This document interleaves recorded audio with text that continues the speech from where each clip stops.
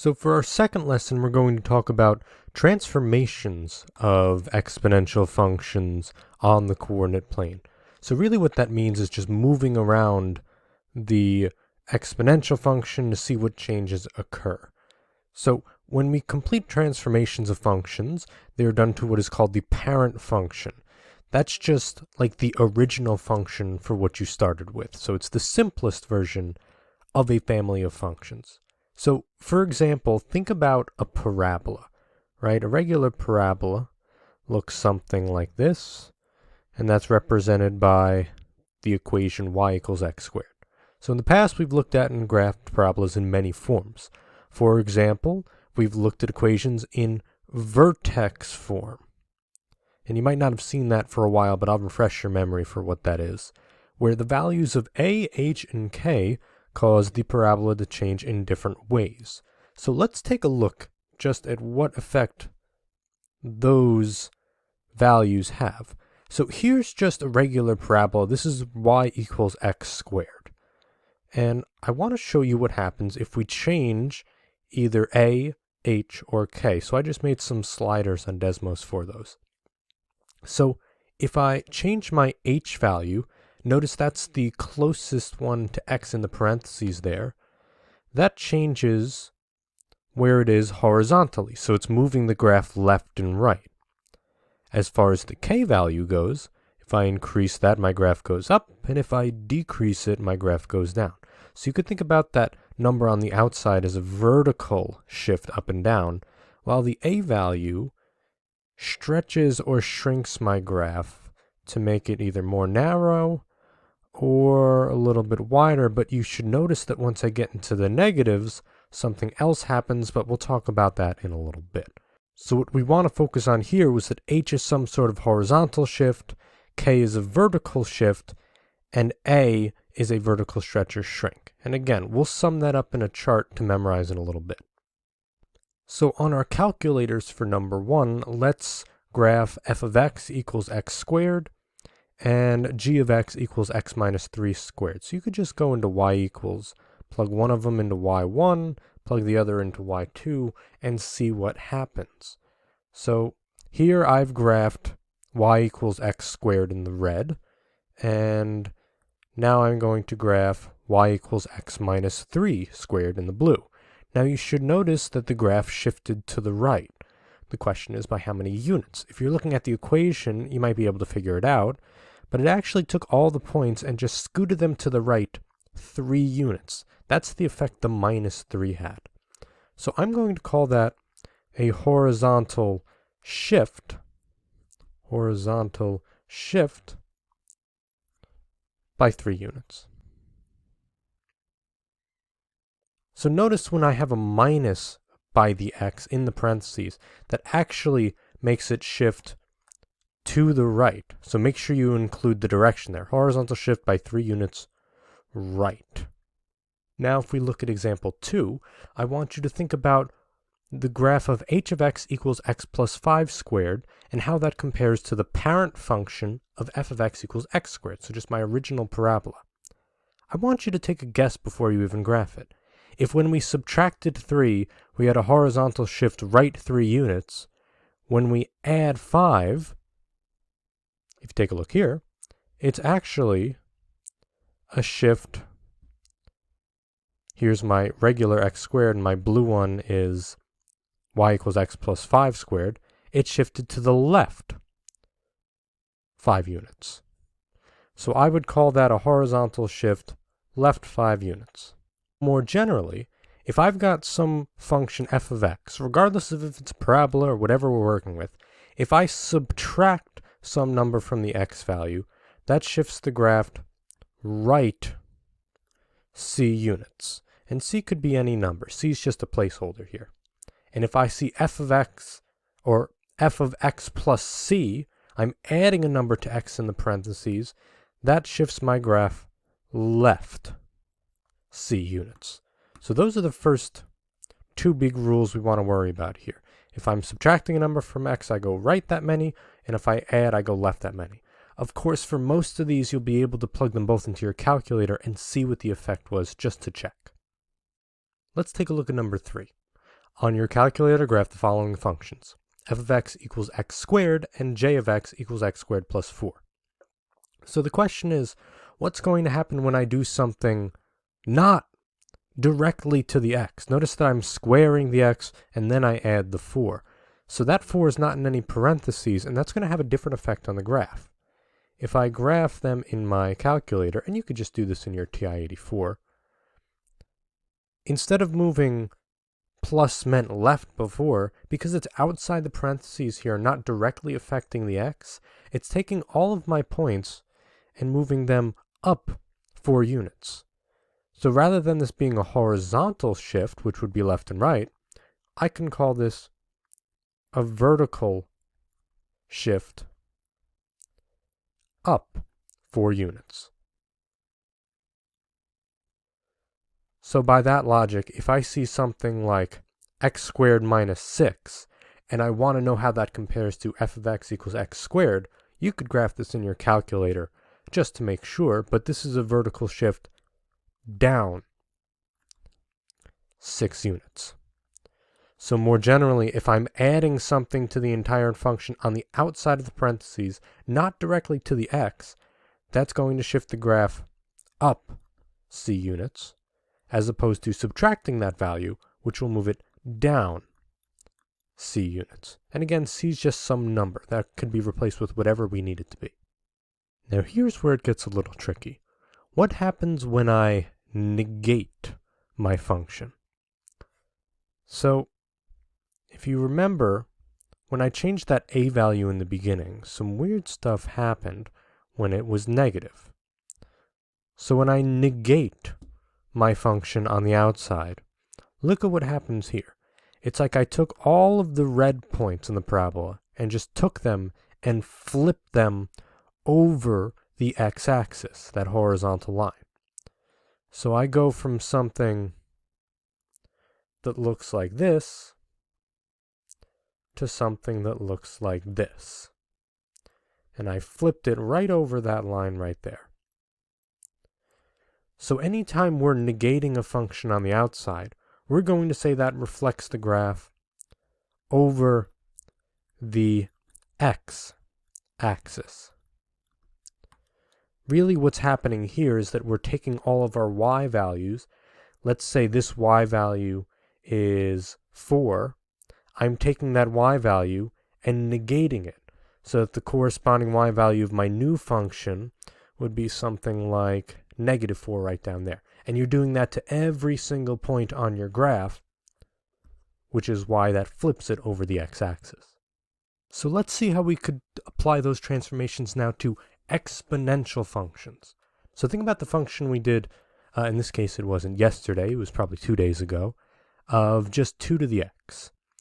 That, if you recall, had a y-intercept of 1, so that's the point 0, 1 right there, and it went up this way and came down that way, approaching the x-axis, but never quite touching it. So do your best to curve that. And I'm going to put an arrow on both sides. The equation of the asymptote was the line that the graph gets closer and closer to. In this case, that was the x-axis, and all of the y values on the x-axis are 0, so all horizontal lines start with y equals, and for this example, it's y equals 0. The coordinates of the y-intercept are 0, 1, because the x value is 0, and I've moved up 1. The whole reason that is because if I plug in 0 for x, you could type this into your calculator, but remember, anything to the 0 power is just 1. So let's see how transformations can affect a function like this. Let's say I now have the function 2 to the x plus 3. Based on what we did with the parabola, how will g of x equals 2 to the x plus 3 compare to the graph of the parent function f of x equals 2 to the x? I want you to take a guess before I tell you. The idea is that I'm not directly affecting the x, and I'm adding the 3 to the end of it. So that's going to shift my graph up 3 units. It's going to be a vertical shift. Now I'm going to sketch the graph of g of x on the axes I have above. So all I'm going to do is I'm just going to take this same shape of a graph and I'm going to move it up 3 units. I'll do it in blue. So I want you to think about if you move it up 3 units, the y-intercept still has a x value of 0, but if I add 3 to the original y-intercept, I'd end up at 4. And it's still going to curve upwards, and it's still going to curve downwards and have some sort of asymptote. So here's what you need to think about. Our original asymptote was at y equals 0. And if I've moved my function up 3 units, my new asymptote is at y equals 3. All I did was just take that 0 and I bumped it up by 3 units. I did the same thing with the y-intercept to get it there. So the equation of the asymptote for g of x is y equals 3. I've just moved the original asymptote up 3 units, and the y-intercept for g of x is just 0, 4. Now instead, what if we added 3 to the x? So think about if I'm changing the x, that's going to be some sort of horizontal change. So rather than graphing these on the same axes up there, it might get a little messy, so I'm just going to do these in the calculator. All right, so I've typed them both in. Let's see what the effect is. So when I added 3 to the x value, remember, adding something to the x value moves the function left. And that looks like it's still true for exponential functions. It looks like I just took all the points on that graph and moved them left 3 units to get from y equals 2 to the x to y equals 2 to the x plus 3. Now notice I haven't moved it up or down. So it still is never going to touch the x-axis and still has that horizontal asymptote at y equals 0. Now, the y-intercept is a little bit harder to see here. For my original function, it was 0, 1, but for my new function, it's 0, 8. The reason that is because on our graph, we have the point, I'll type it in here. Take a look at where 3, 8 is. That is right on my original function, right up there. And I took that point and I moved it 3 units to the left. So think about the point 3, 8. If I move that left 3 units, the y value doesn't change because I haven't moved it up or down, but I do have to take away 3 units from the y value to get to 0. So that's why my y-intercept for my new function is that 0, 8. Number 9. State how the graph of d of x equals 4 to the power of x minus 7 plus 11 compares to the graph of f of x equals 4 to the x. Before we reach for our calculator, let's try to think of, the rules for our transformations. If I'm subtracting from something from the x, remember that moves our graph to the right. So one thing that happens here is that there is a shift right 7 units because that's affecting the x, so that's a horizontal change. And that plus 11, that plus 11 is going to shift our function up 11 units. So d of x is going to be right 7 units and up 11 units from our original parent function of f of x there. So let's think about that. And I'm just going to do a rough sketch here. Let's say this is f of x right here. I moved this graph right and up. So I'm going to let's just say I move it right 7 units, so it looks something like this. And then I move it up from there. So it looks something, let's say, like this. If I want to know the equation of the asymptote there, the only thing that affects the asymptote is the vertical change. So I could just look at that plus 11 to say that my asymptote is y equals 11. Where this gets a little tricky is figuring out the y-intercept. So now I'm going to reach for my graphing calculator, graph these, and take a look at them. All right, so I've graphed my original function, and I've graphed my new function in the blue. And yes, it does look like I went up and to the right. So I'm going to get that red function out of there just for now. And I want to know the y-intercept here. So if I look in my graph, it tells me it's 0, 11, and that's actually a rounded answer because it's not exactly 11, but it's close enough for our purposes. Think about when you are on the y-axis, the x value of that point is always 0. So what we could do algebraically is we could take our function d of x, and we can plug in 0 to find the y-intercept. So in the case that I'm not using my calculator or that it's hard to tell, I can plug in 0 for x. So 0 minus 7 is just negative 7 plus 11. Now we run into some issues here. One rule about negative exponents is that when I have a negative exponent, that just means I could bump that quantity to the denominator and make that exponent positive. So really 1 over 4 to the 7th is the same thing as 4 to the negative 7 plus 11. Now if you plug these things into your calculator, you will get something pretty close to 0. So it says e to the negative 5, or depending on what your calculator rounds to, you might get something that looks like this. So for our purposes, we could round it to 11. So we could say this new y-intercept is about 0, 11 when we round to the nearest integer.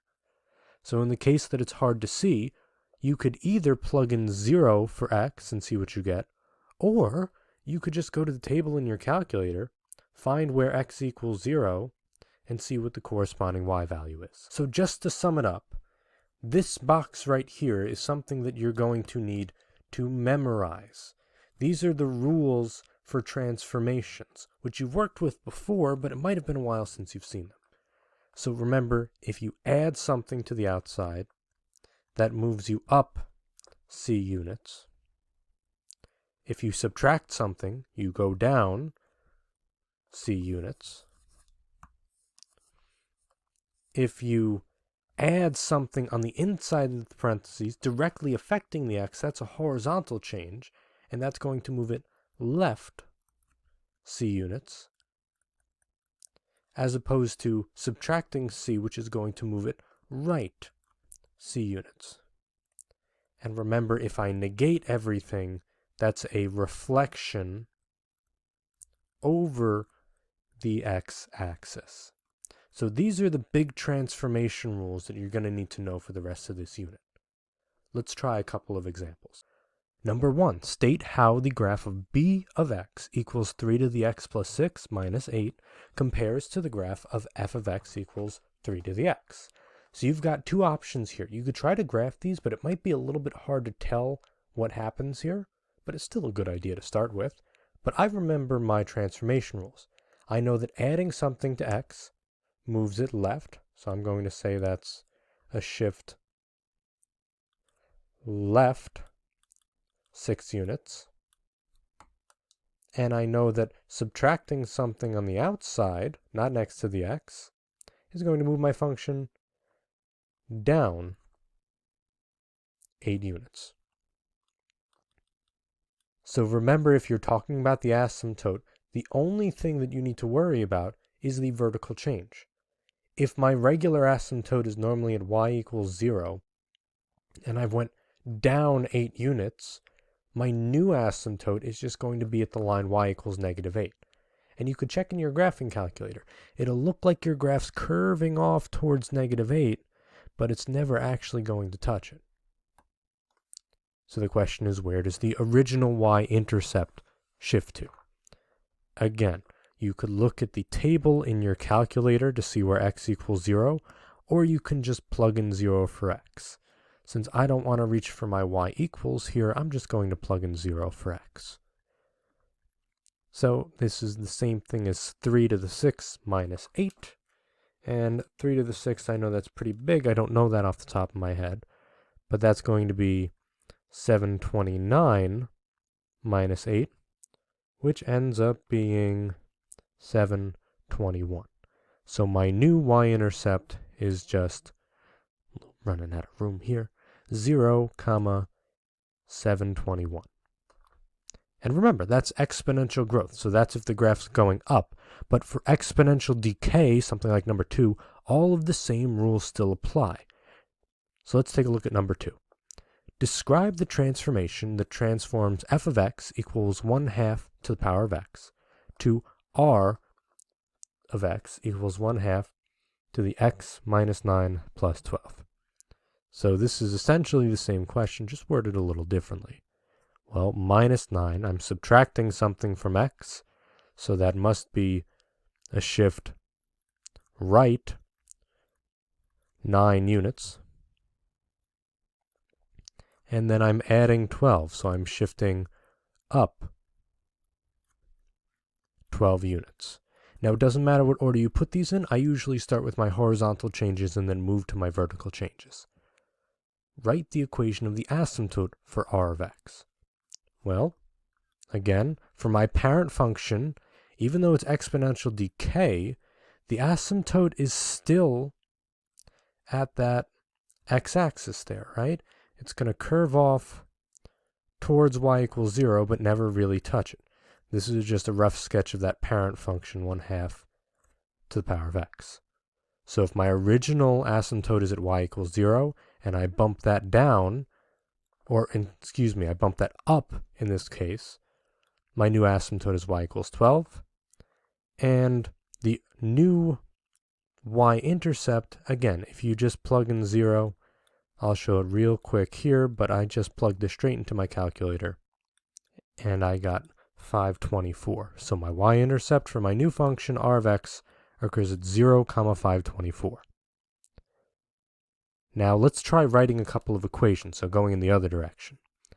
Let's say I have a function f of x equals 4 to the x. And I want to write the equation of g of x, if g of x is the transformation of f of x, moving 2 units to the left and 8 units up. So let me start with the 2 units to the left. I know if I'm moving left, I'm going to add that value to x. And I know if I'm going up, I'm going to add that value on the outside of my function. So my new function is just 4 to the x plus 2 plus 8. If you want to make sure if you're correct, graph it in your calculator, and that'll confirm that you have the right equation. For number 4, if f of x equals 1/3 to the x, and it's transformed 8 units right and 12 units down, write the equation of m of x, the function that will result from that transformation. Okay, well, it's an equation, so I know I need m of x equals, just a quick change for number 3, that should be g of x, right, not f of x. So m of x is equal to 1/3 to the x. I'll start with the horizontal change here. It wants me to go 8 units right, so that's minus 8 from my x, and then 12 units down. That's minus 12 from my whole function. So that's what my function would look like there. So all of the same rules that apply for parabola transformations still apply for transformations of exponential functions.